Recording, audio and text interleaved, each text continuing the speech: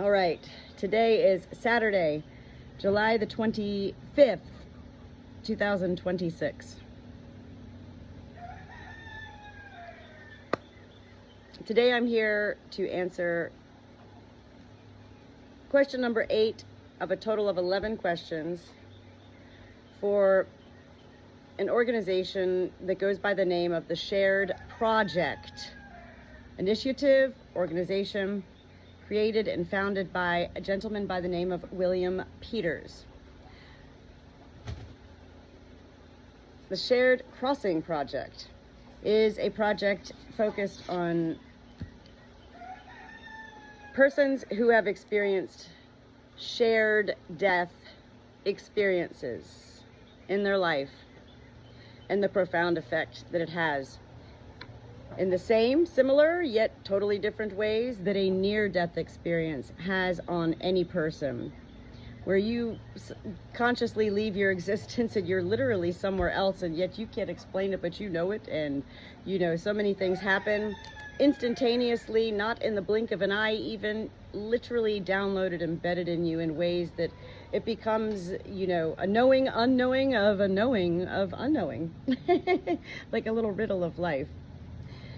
I had a shared crossing experience with my father-in-law on January the 28th of 2022, which is 4.5 years ago.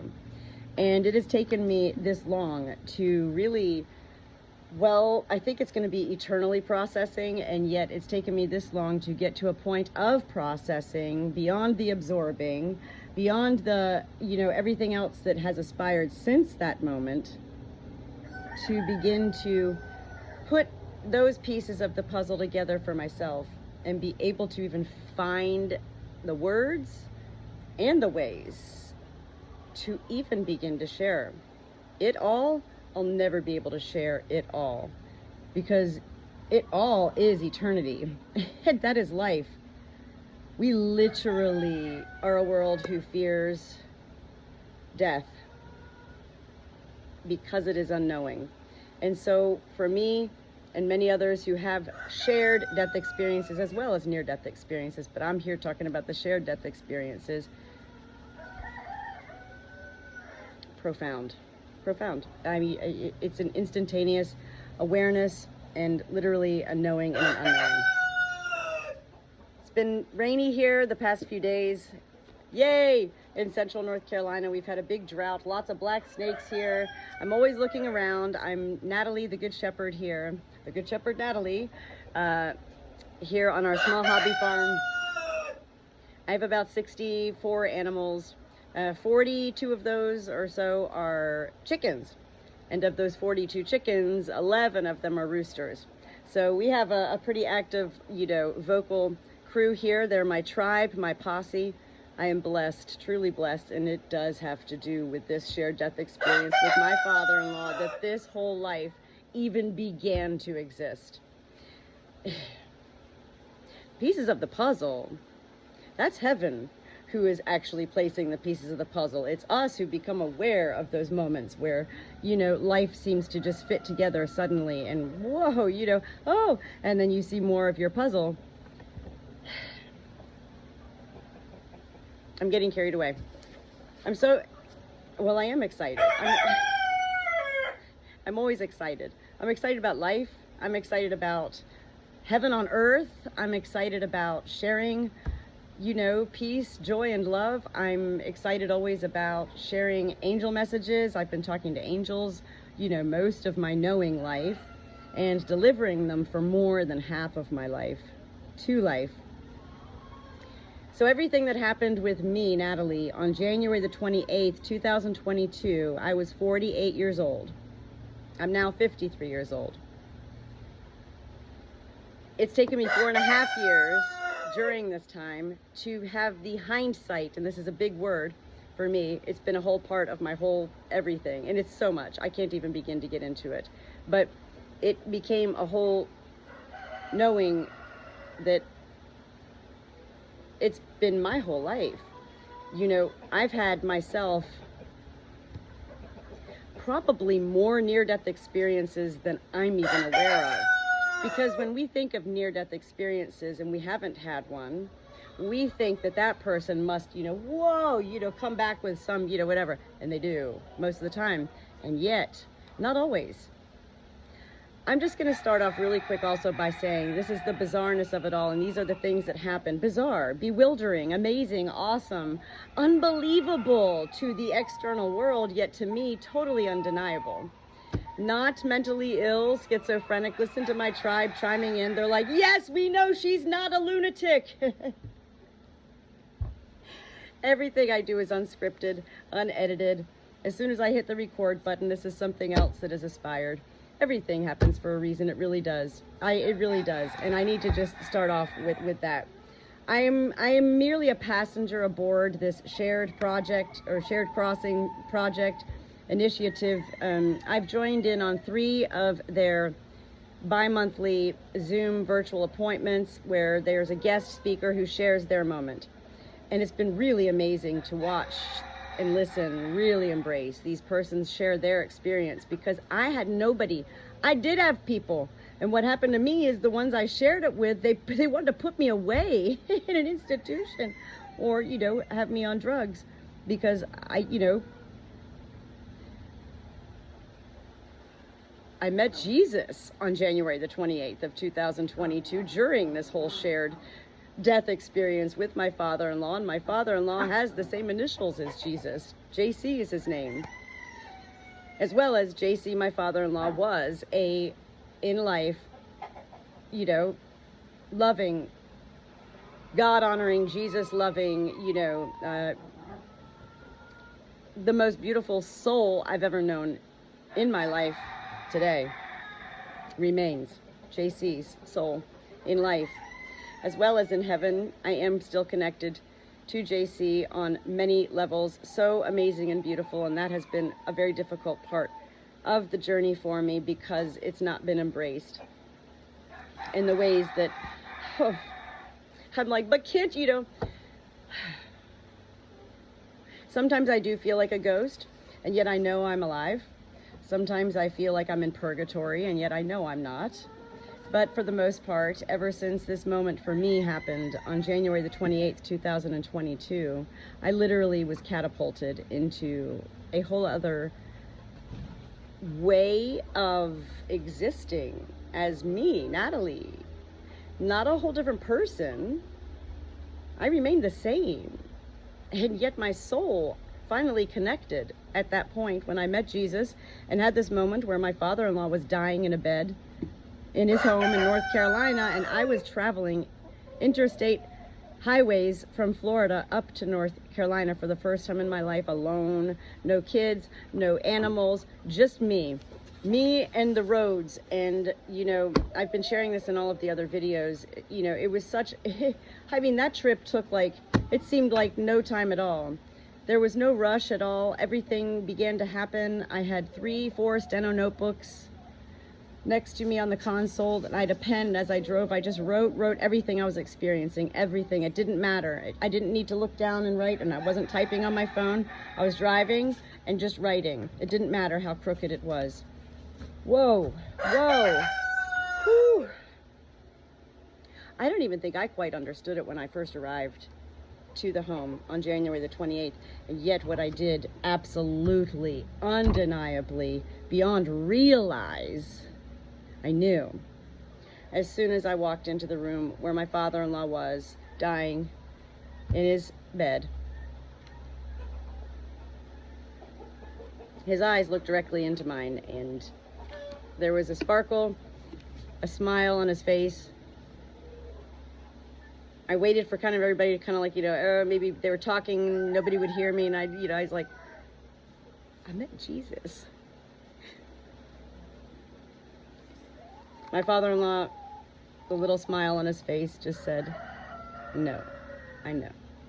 Without really saying it, but I knew that's what he was saying. It's so much to go into. It's really so much because, everything, I believe I was born to be one who's able to, go a little bit beyond this dimension here in life And yet, you know, life does take learning and sharing.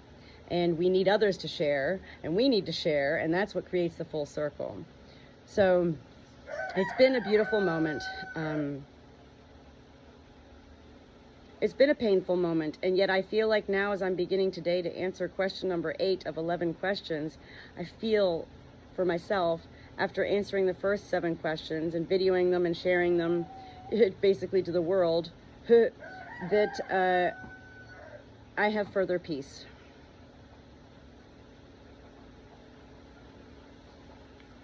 And that's all I want for everybody else, is to have further peace. This was a beautiful moment.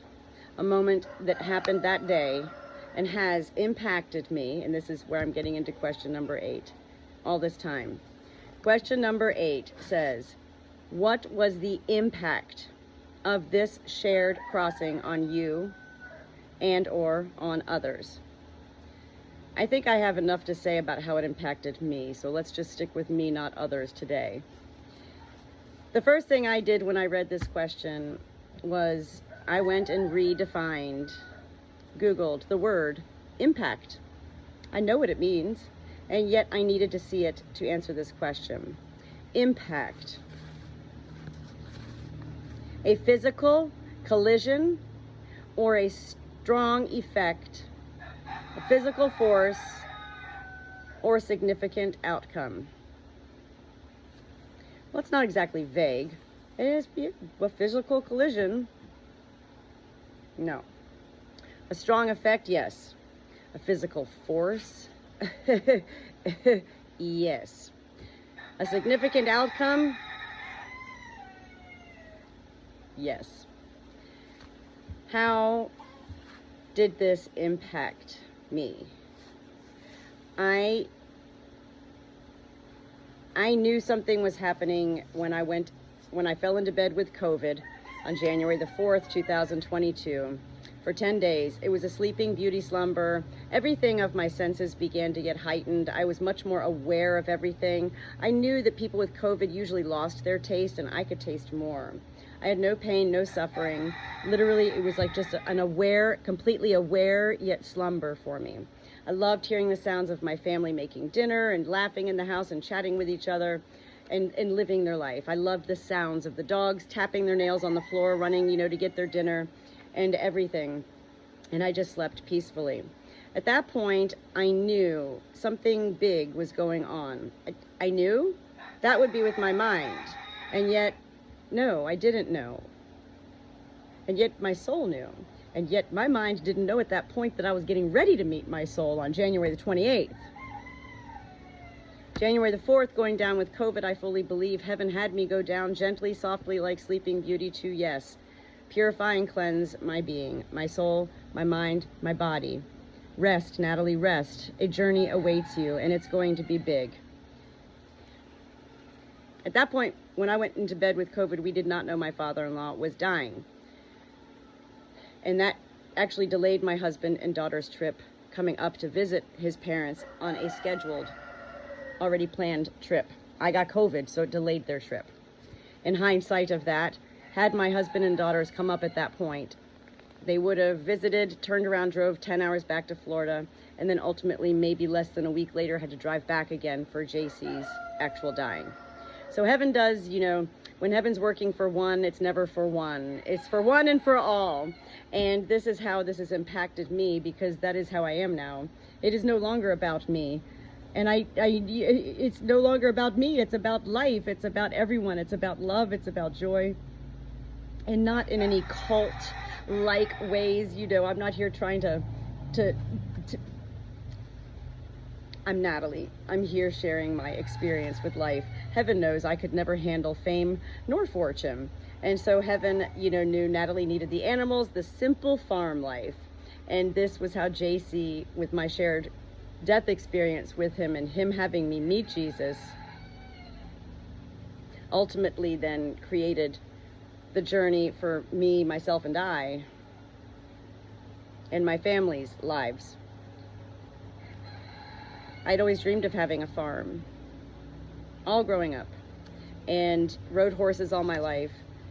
Well, not all my life, you know, up until I went to college. And here we were with this small rent-a-farm, and then ultimately my father-in-law dies, and then, you know, a year later, so many things were done, impacted my life. Oh my God.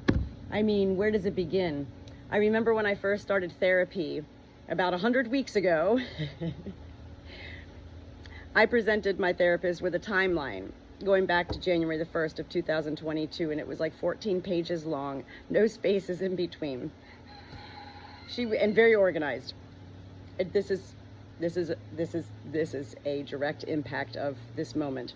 There's no question. It's not about question. And I've learned during the past 4.5 years that anything heaven wants Natalie to share, I don't need the notes. And yet heaven knows I need the notes to at least feel prepared, because that's been my life, is utilizing notes, always writing, always writing. Big writer. I was a big writer my whole life. I can't even write anymore. I still write. And yet it's, to me, not the, beautiful ways I used to write before. It's all very matter of fact now. And, I feel this is because heaven, the ways that this moment impacted me was heaven basically was gifting me in many ways. And at that moment, I instantly knew, with a unknowing knowing of an unknowing knowing, unknowing knowing, unknowing knowing. Riddle me that again. My awareness, beyond awareness of here's this and that, my awareness of beyond here grew, I guess blossomed, because again, I'd already been talking to angels most of my life knowingly, and had been delivering at that point messages from angels to others in life for, since my 20s.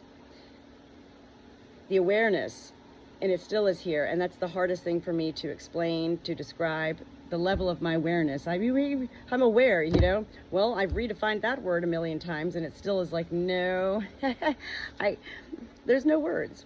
There's no words, and yet we need words in order to try to paint the Van Gogh picture for others to be able to receive and beyond perceive. And that's another thing I lost during all of this time, and yet lost, it was a gain. I lost my perception of life. No perception. I went from living most of my life till 48 years old by mind and body. I did not know my soul. I never thought about it. It wasn't a big deal. I didn't know Jesus. I never thought about it. It wasn't a big deal. And then boom, boom, boom, boom. All this stuff happens. And basically my father-in-law had passed the Jesus torch to me as one of his final dying wishes. I didn't know about this wish or anything, but heaven knew for JC.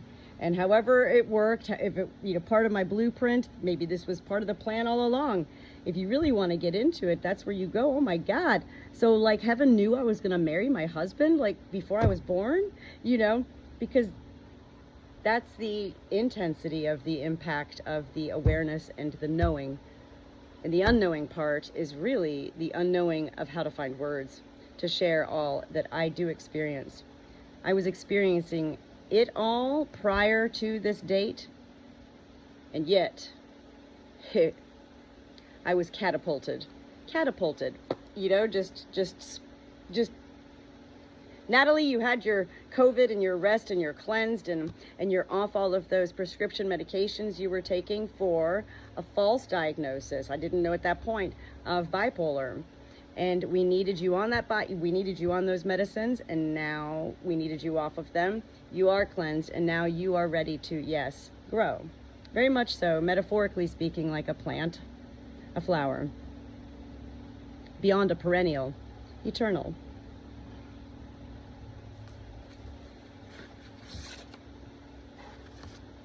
It is a lot. It's a lot. And I was led the other night even to begin to watch this new show, or not a new show anyway, it's a show I was watching called Search Party. And the first few seasons, I was like, oh, I love this show. Oh my God. And then like she had a near-death experience where she died for 37 seconds. And when she came back, Hollywood exaggerated it at first. I was thinking, because she came back all love and peace and joy, and like that's how I came back too. And yet that's how I also came back from my near-death experiences. Yet I hadn't met my soul then. So coming back from my near-death experiences, that doesn't mean we meet our soul when we have these near-death experiences. It means we went somewhere else out of our conscious, knowings. The awareness. Immediately, people, strangers in particular, strangers, would come to me and say they saw things around me, light surrounding me. A lot of people would say they saw Jesus around me. I had people say that they were getting ready to commit suicide and they prayed for an angel and they knew that I was there before I even arrived. I've had people talk to me about my aura, A-U-R-A, on my head. I always tried to put powder on it and pictures and everything, and nothing would ever cover that little glare. Strangers in particular, and this is how I feel the impact is heaven's like, you're now worldwide, Natalie. Not worldwide famous, Natalie. No. You're now worldwide, Natalie. You are coming out of your existence of living for family.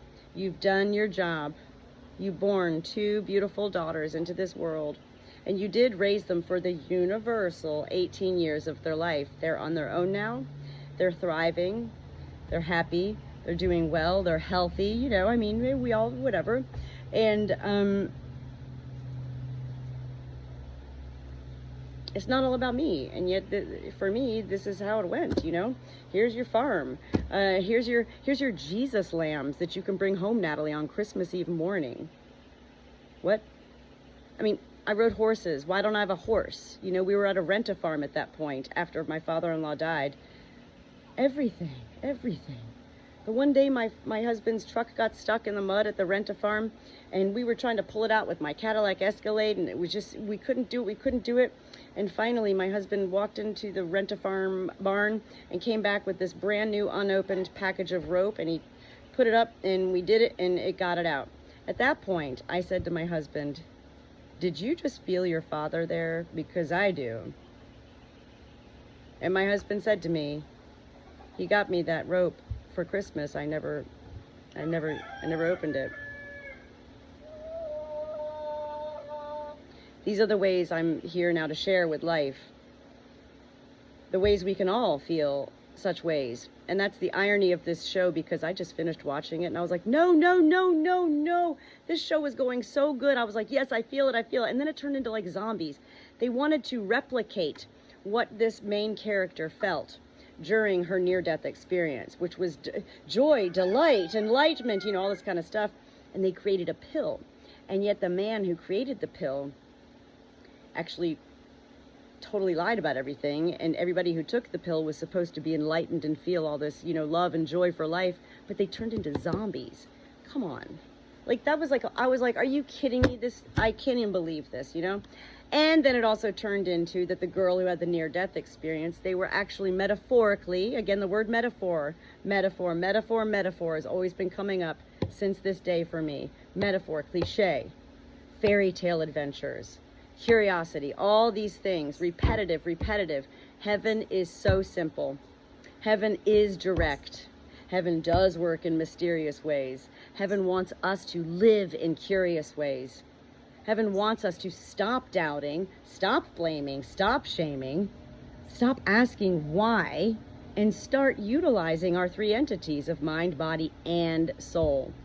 I have no idea how I met my soul. I'm just here to share, I know that's what happened that day. And this is the transpiring events and the events that happened before. It's a lot. It's really a lot to process and be able to find the words. How is this moment of impacted? Well, I basically lost all my fear of life. Not like lost my fear of life, I'm going to go climb a mountain and jump off, and skydive. No, not like that. Loss of fear of living life as me. I lost. Is that really a loss again? And yet these are the moments I've gone through, is a lot of what I felt at first I lost my sanctuary home in Florida. I lost my daughters. I lost my family. I lost, all of these things. I lost my perception. I lost my, hate. I lost the ability to hate. I didn't lose my ability to feel anger. That's a big one I'm still working on right now. But the hate part, I couldn't even explain it. Like, I'm not even capable of hate anymore since January the 28th. That doesn't mean I'm not capable of anger. And that's where those two, hate and anger, get mixed up and confused with life, which is where heaven also has really been since that day, impacting my life with redefining the very simple words of life, redefining the classic emotions of life, redefining, revisiting, remembering. We're all meant to grow like those perennials and blossom and bloom in our own ways, and not just once. This is eternal now, and eternal beyond this life for me. I've had others come up and tell me, you see in the fifth dimension, or you live in the fifth dimension. Some people tell me the seventh. I don't even know this stuff. I don't research all that kind of stuff. And in fact, heaven has had me really stay away from being associated as being a medium or a psychic. And yet, by universal redefining definition, I am both. I've got all of those. I don't go into the words because I'm not here to study my abilities. I'm here to learn them. And where I'm learning my abilities is from sharing what I experience. So yes, the more I share with life, the more I learn. And yet it's not about me entirely. When I shared the angel messages, I used to handwrite them and email them to people. And then it was an angel after I met, during my shared death experience with my father-in-law, and we moved into his home here now. We've been here 3 years now.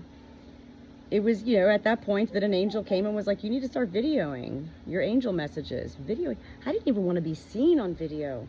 I didn't like my voice. I didn't want anybody to hear my voice or see me, not because I felt ugly or anything like that. I just was like, I'd never done that. I'm not like, I'm not an entertainer in those ways. So then, heaven led me to TikTok at that point also. I was like, TikTok, what? I did not create it. And yet I did, clearly, because it's me. I'm the Good Shepherd Natalie. And yet all these things I know without being able to prove, which is a part of the knowing the unknowing. I'm trying to go fast here because it is a lot. And I'm trying to get at least all of this in.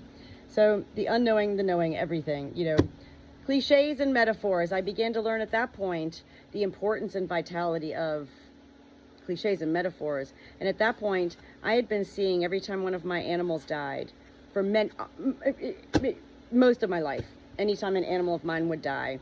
I didn't know at that point, but it was usually within 1 to 3 days that I would see them in the clouds, in the skies. Like I'd see like a dog, my iguana, a fish that died, a bird in the clouds. That's pareidolia is what they say. That's a phenomenon that used to be associated with mental illness. And yet nowadays it's considered to be something that everyone can experience. The pareidolia. That's where you see something that is not real. And yet, these are the things that I continue to see, the divinity of life. The day that my greyhound, I had scheduled to have the veterinarians come to our home to help him cross over. And he heard me on the phone with them, and they were like, we can't see you until this afternoon. And I was like, oh man, okay. And at that point, my greyhound had opened up the door and went to my truck that was parked in the front of our home, which it never was parked in the front of our home. And he stood and used to run away if he ever did get out. A greyhound, come on. He stood at the back of my trunk. I couldn't believe, I walked out, I opened it, he hopped in. I called the vet, I said, forget coming to the home, we're on our way now. Greyhounds, the only dog listed by breed, mentioned by breed in the Bible is the greyhound. The sheep, the Jesus sheep. The guardian dogs that I have now, the angels, all of these animals and creatures, absolutely heaven has I have the awareness and the understanding and the unknowing knowing of the unknowing knowing, either way you say it, of all of these animals here on our small hobby farm under my good shepherd love and care are absolute gifts, Gifts, from heaven, from God, from Jesus, and from Spirit. They are meant to be utilized, their lives, in their happenings, along with my life being utilized in my learnings, to be shared with life. And this is where I've shared all along too. Heaven, you know, the universe will say, oh, social media, this or that. Heaven loves social media when it's used for full circle good benefit. Not just good benefit for me or for Sally or whoever else, good benefit for everybody in the sharing. That's been really hard for me, because also the whole thing about me sharing has been a big thing. I was afraid to share anything in my life. I was afraid of life. And yet not really, but you know what I mean. Maybe you don't. I was afraid. And I've lost all of that fear. All these losses that now, 4.5 years later, I go, they weren't losses. They're all gains. Gains. Beautiful awareness and gifts. This is what heaven wants Natalie to share with life. The Good Shepherd Natalie to share with life is her flock, beyond my love, my learnings. And to share with life that it's not all what we've learned it to be. And it can become something far greater than what it may be for anyone, including me today. I don't live a beautifully peaceful, happy, joyful, life 24/7. As a matter of fact, with all of this beauty, and I don't want to get into it with this video, but a lot of bad things have happened in my life, and I have lost a lot of persons that I've loved.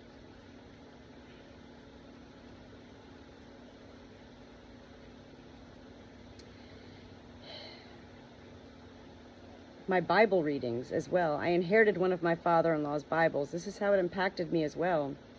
Because I grew up going to church as a young girl, and yet, you know, and I went in my adulthood a little bit, you know, but I was never like a constant church goer, and I'd frequent different churches, you know, whatever. And I never read the Bible. Anytime I picked it up, I was like, what? In fact, the only Bible I think I had was the soap Bible I made with felt on a piece of Dove soap, and like we painted the word Bible onto it in one of my Bible summer camps when I was a child, and I saved that. I still have it, and the soap is like not even rotten. For me to have begun reading the Bible, one of my father-in-law's Bibles, he had 3 Bibles, and I inherited one of them. And at that point, I began to, you know, I'm not going to sit here and lie, because I can't lie anymore either. I can't lie.